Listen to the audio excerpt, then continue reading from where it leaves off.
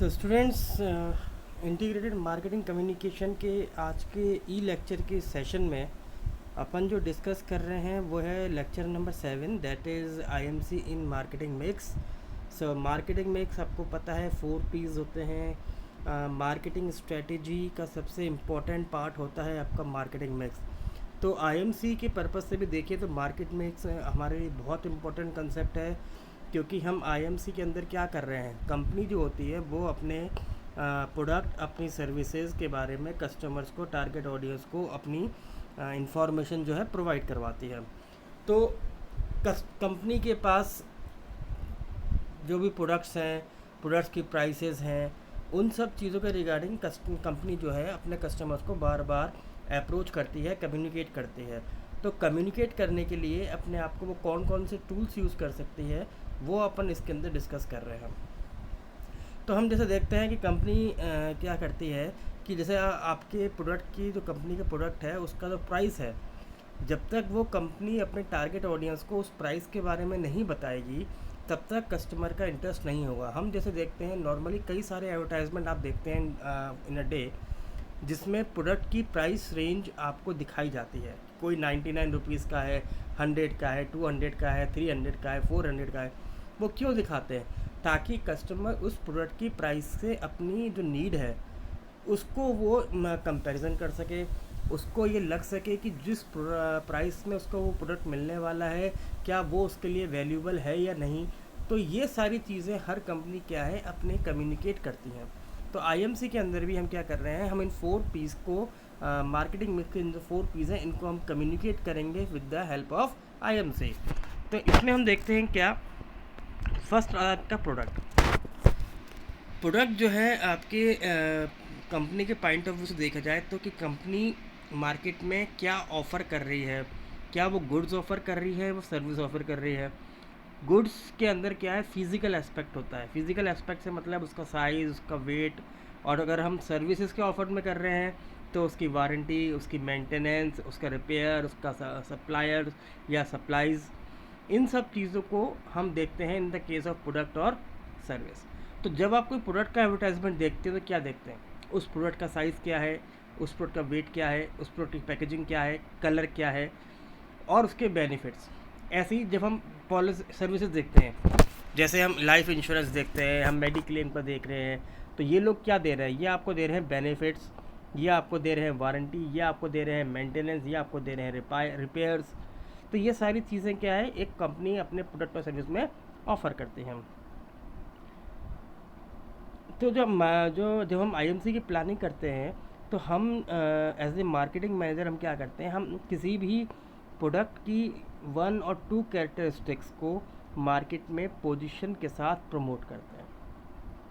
Positioning हमने पहले भी पढ़ी थी कि how to place your product in the mind of consumer. इस स्ट्रेटेजी को ध्यान में रखते हुए जब कोई कंपनी आईएमसी की प्लानिंग बनाती है तो वो अपने प्रोडक्ट या सर्विसेज की 1 या 2 कैरेक्टरिस्टिक्स को कस्टमर के माइंड में बिल्कुल तरीके से पोजीशन करना चाहती है। ये उसका मेन ऑब्जेक्टिव होता है। उसके साथ साथ उस कंपनी के प्रोडक्ट्स के एट्रीब्यूट्स वो भी अपने आप को with the help of message वो कम्युनिकेट करती है। देन डिज़ायर्ड जो मार्केटिंग पोजीशन हम कहते हैं कि जो एक्सपेक्टेड मार्केट पोजीशनिंग थी आपकी कंपनी की, when you have to communicate your programmes in the market, उससे पहले तो आप उसको ध्यान में रखते हुए उन सभी एट्रीब्यूट्स को बहुत ध्यान से एनालाइज करते हैं और उसको कम्युनिकेट करते हैं आपके टारगेट ऑडियंस को।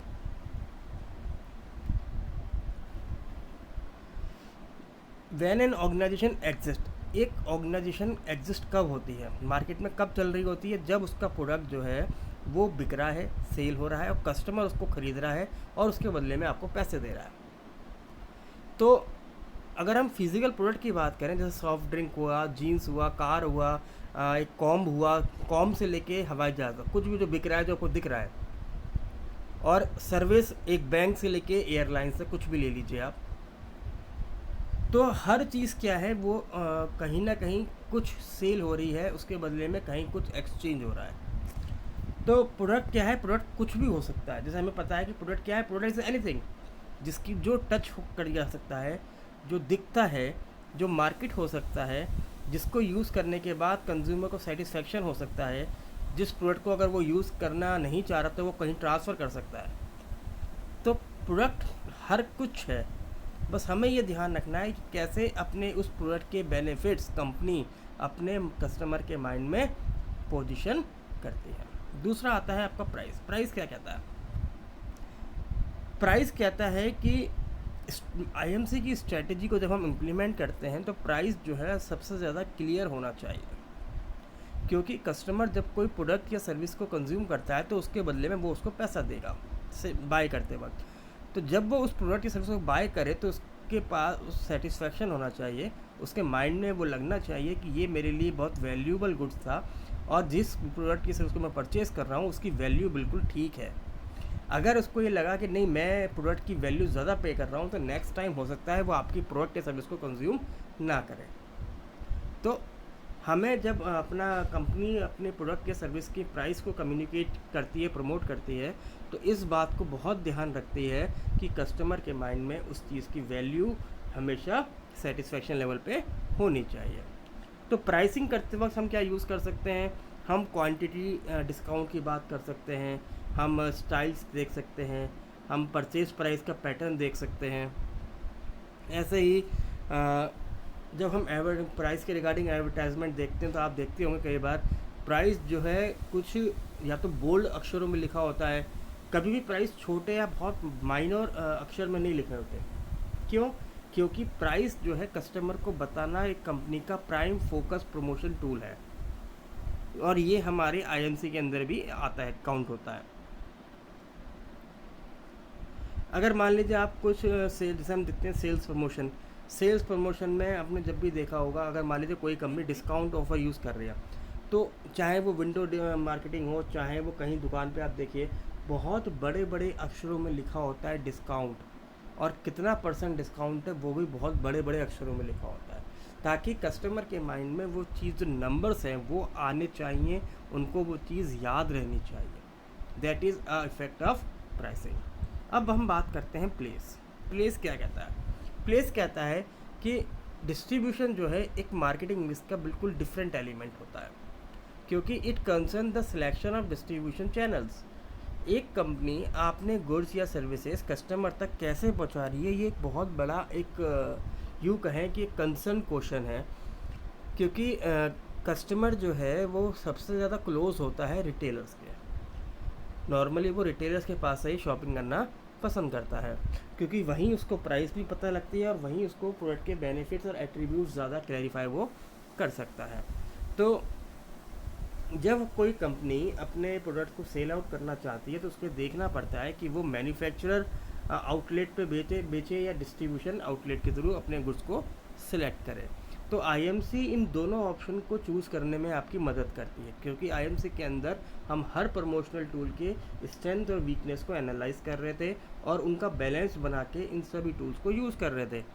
तो जैसे कुछ रिटेलर्स होते हैं जो सिर्फ ब्रांड्स को बेचते हैं, पर्टिकुलर ब्रांड को बेचना पसंद करते हैं और उन्हीं की वो एडवर्टाइजमेंट भी करते हैं, और कंपनी जब अपने प्रोडक्ट की एडवर्टाइजमेंट करती है तो उन प्राइम रिटेलर्स को वो क्या करती है, फोकस करती है। तो कंपनी भी ये जानती है कि जब एक कस्टमर एक रिटेलर के पास आता है तो वहाँ वो अपनी बहुत सारी प्रेफरेंसेस के बारे में भी डिस्कस करता है। तो एक कंपनी जब आईएमसी को यूज़ करती है टू प्रमोट आवर प्रोडक्ट और सर्विसेज, तो वो इन डिस्ट्रीब्यूशन ऑफ चैनल्स को भी क्या रखती है, माइंड में रखती है कि कौन से चैनल को हमें प्रमोट करना है। तो हम देखें, अगर इसके अंदर एक कम एग्जांपल ले सकते हैं। मान लीजिए अगर आपके प्रोडक्ट की प्राइसेस जो हैं वो अप एंड डाउन हो रही हैं, तो कंपनी क्या है, वो सबसे पहले अपने रिटेलर्स को इस चीज़ की इन्फॉर्मेशन देती है, ताकि जब कस्टमर उसके पास आए तो कस्टमर्स को वो उस चीज़ के बारे में बताए। अब हम जब हम 4th P की बात करते हैं, प्रमोशन। प्रमोशन क्या कहता है? प्रमोशन होता है आपका पुश और पुल स्ट्रेटजी। ये बहुत बड़ा एक देखें हम तो इस चीज़ को कि आज से जब मार्केटिंग शुरू होती थी तो एक होता था पुश स्ट्रैटेजी। मैन्युफैक्चरर ने अपने गुड्स को बनाया, एडवर्टाइज़ किया और मार्केट में सेल आउट करने के लिए बेच दिया।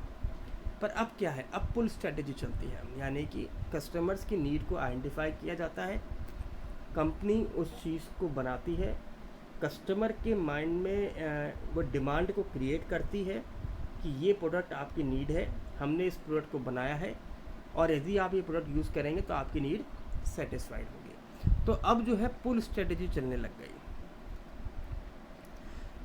अब आप देखते हैं कि पहले जो आपके कंपनी के जो सेल्स रिप्रेजेंटेटिव होते हैं, वो जब आपके पास आते हैं तो वो आपके प्रोडक्ट्स, अपनी सर्विसेज, सबके बारे में आपको एक्सप्लेन करते हैं, कंपनी के डिफरेंट मार्केटिंग प्रोग्राम्स के बारे में बताते हैं, कस्टमर की डिमांड को एनालाइज करने की कोशिश करते हैं, डिस्काउंट प्राइस देते हैं, प्रमोशनल अलाउंसेस देते हैं, कोऑपरेटिव प्रोग्राम्स बनाते हैं। तो ये सब क्यों करते हैं? क्योंकि आजकल कंपनी ये समझ गई कि कस्टमर जो है, कस्टमर खुद नहीं आएगा, कस्टमर के पास चॉइसेस बहुत ज़्यादा है, और यदि मार्केट में आपको अपना प्रोडक्ट बेचना है तो आपको खुद ही कस्टमर के पास पहुंचना पड़ेगा। तो कस्टमर तक पहुंचने के लिए हमें ये जो कस्टमर की इंफॉर्मेशन है, मार्केट का एनालिसिस है, ये सब हमें इसमें करना पड़ता है। तो जो आपका पुश स्ट्रेटजी है वो ट्राई करती है convince the reseller then they can make a profit on a manufactured product and to encourage them to order the merchandise and push it through to their customers।